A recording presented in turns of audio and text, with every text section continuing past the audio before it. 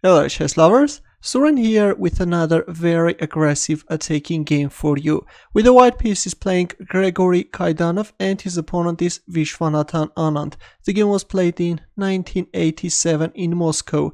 At that time Anand was around 18 years old, his rating was 2500 and his opponent's rating was 2420.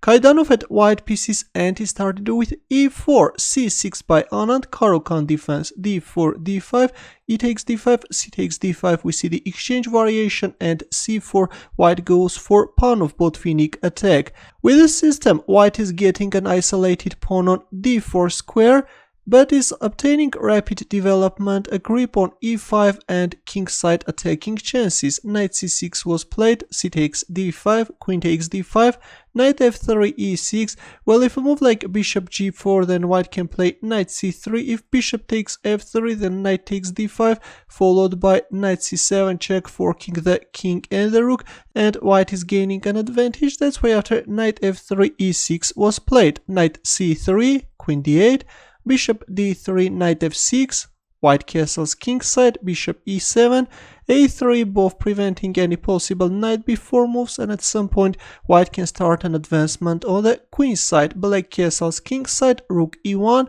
b6, bishop c2, bishop a6, of course a very active diagonal for the bishop b4. Right now white is threatening b5, forking the knight and the bishop, bishop c4, b5, knight a5, knight e5, the knight is occupying the central e5 square, rook c8, rook e3, already white is starting an attack on the king side.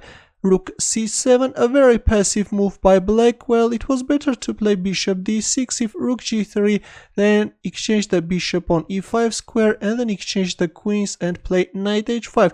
But Anand decided not to go for too many exchanges, not to simplify the position, and instead he played rook c7, rook g3, rook e8, and now comes the bishop, bishop h6, bishop f8, bishop g5.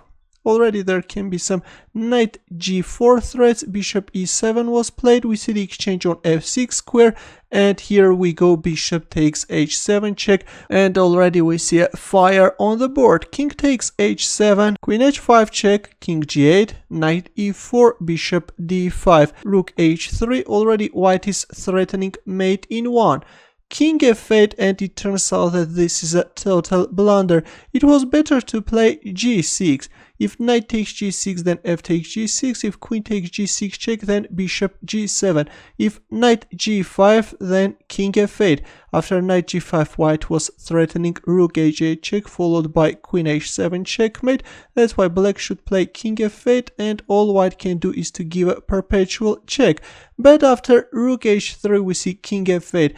And in this position, Gregory Kaidanov made a move and Anand resigned. Can you find his next move? Ready?